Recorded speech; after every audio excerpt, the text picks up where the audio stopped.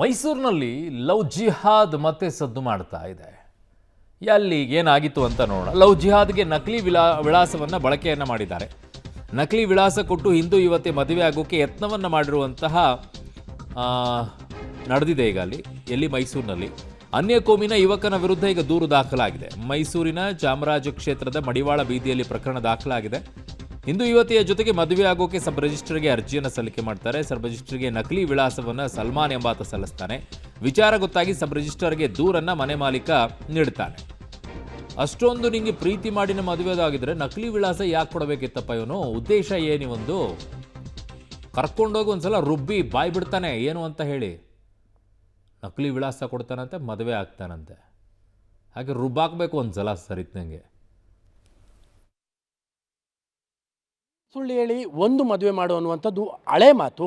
ಈಗ ಮೈಸೂರಿನಲ್ಲಿ ಸಲ್ಮಾನ್ ಎನ್ನುವಂತಹ ಒಬ್ಬ ಯುವಕ, ಅಂದರೆ ಒಬ್ಬ ಮುಸ್ಲಿಂ ಯುವಕ, ತನ್ನ ಮನೆಯ ವಿಳಾಸವನ್ನೇ ತಪ್ಪಾಗಿ ಕೊಟ್ಟು, ಅಂದರೆ ಬೇರೆಯವರ ಮನೆ ವಿಳಾಸವನ್ನು ತನ್ನ ಮನೆ ವಿಳಾಸ ಅನ್ನುವಂಥ ರೀತಿಯಲ್ಲಿ ಕೊಟ್ಟು ಪೂರ್ಣಿಮಾ ಎನ್ನುವಂಥ ಯುವತಿಯನ್ನು ಮದುವೆ ಆಗೋದಕ್ಕೆ ಮುಂದಾಗಿರುವಂತಹ ಒಂದು ಪ್ರಕರಣ ಇದು. ತಾವೀಗ ಗಮನಿಸ್ತಾ ಇರುವಂತಹದ್ದು ಇದು ಮೈಸೂರಿನ ಚಾಮರಾಜ ಕ್ಷೇತ್ರ ವ್ಯಾಪ್ತಿಯಲ್ಲಿರುವಂತಹ ಮಡಿವಾಳರ ರಸ್ತೆಯಲ್ಲಿರುವಂತಹ ಮನೆ. ಈ ಮನೆಯ ನಿಜವಾದ ಓನರ್ ರವೀಂದ್ರ ಅವರು ಮನೆಯ ಅಂದರೆ ಈ ಫಸ್ಟ್ ಫ್ಲೋರಲ್ಲಿದ್ದಾರೆ. ಡೌನ್ ಫ್ಲೋರಲ್ಲಿರುವಂತಹ ಮನೆಯನ್ನು CPM ಕಚೇರಿಗೆ ಬಾಡಿಗೆಯನ್ನು ಕೊಟ್ಟಿದ್ದಾರೆ. ಆದರೆ ಈ ಮನೆಯ ವಿಳಾಸವನ್ನೇ ಇಟ್ಕೊಂಡು ಸಲ್ಮಾನ್ ಎನ್ನುವಂಥ ಸಲ್ಮಾನ್ ಎನ್ನುವಂಥ ಯುವಕ ಪೂರ್ಣಿಮಾ ಎನ್ನುವಂಥ ಯುವತಿಯ ಜೊತೆಗೆ ನಾನು ಮದುವೆ ಆಗ್ತಾ ಇದ್ದೇನೆ ಎನ್ನುವಂತಹ ಹಿನ್ನೆಲೆಯಲ್ಲಿ ಸಬ್ ರಿಜಿಸ್ಟ್ರಾರ್ ಗೆ ಒಂದು ಅಪ್ಲಿಕೇಶನನ್ನು ಕೂಡ ಕೊಟ್ಟಿದ್ದಾನೆ.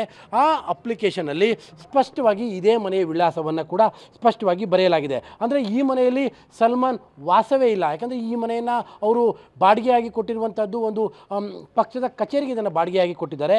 ಆದರೆ ಸಲ್ಮಾನ್ ಸಬ್ ರಿಜಿಸ್ಟ್ರಾರ್ ಆಫೀಸ್ಗೆ ಕೊಟ್ಟಿರುವಂಥ ರಿಜಿಸ್ಟ್ರಾರ್ ಆಫೀಸ್ಗೆ ಕೊಟ್ಟಿರುವಂತಹ ವಿಳಾಸದಲ್ಲಿ ಇದೇ ಮನೆಯ ವಿಳಾಸವನ್ನು ಕೊಟ್ಟಿದ್ದಾರೆ.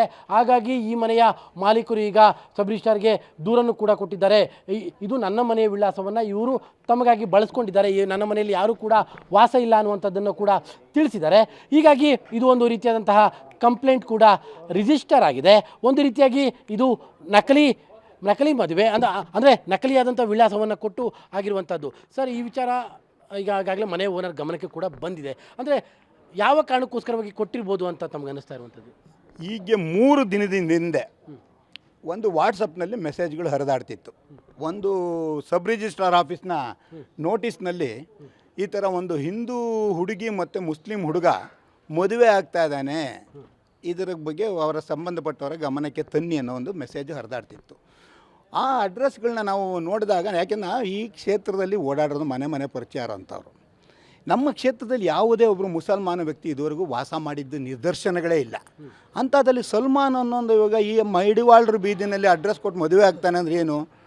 ಇಲ್ಲಿ ನನ್ನ ಈ ಅಕ್ಕಪಕ್ಕದ ಮನೆಯವರು ಎಲ್ಲರೂ ನನ್ನ ಸ್ನೇಹಿತರನ್ನೇ. ಅವ್ರುಗಳನ್ನೆಲ್ಲ ಕೇಳಿದೆ, ಯಾರಿಗಪ್ಪ ಬಾಡಿಗೆ ಕೊಟ್ಟಿದ್ದಾರೆ, ಯಾರು ಕೊಟ್ಬಿಟ್ಟಿದ್ದಾರೋ ಮುಸಲ್ಮಾನರಿಗೆ ಅಂತ. ಇಲ್ಲ, ನಾನು ಯಾರಿಗೂ ಕೊಟ್ಟಿಲ್ಲ, ಆ ರೀತಿ ಯಾವುದೂ ಆಗಿಲ್ಲ ಅಂತಂದರು. ಮತ್ತು ಹೆಂಗೆ ಕೊಡ್ತು ಅಂತ ಪತ್ತೆ ಹಚ್ಕೊಂಡು ಹೋದಾಗ ಇದ್ರದ್ದು ನಿಜಾಂಶ ಗೊತ್ತಾಯಿತು. ಇದು ಕಮ್ಯುನಿಸ್ಟ್ ಪಾರ್ಟಿಗೆ ಇದರ ಮಾಲೀಕರಾದ ನನ್ನ ಸ್ನೇಹಿತರಾದ ರವೀಂದ್ರ ಅವರು ಬಾಡಿಗೆ ಕೊಟ್ಟಿದ್ದಾರೆ ಅಂತ.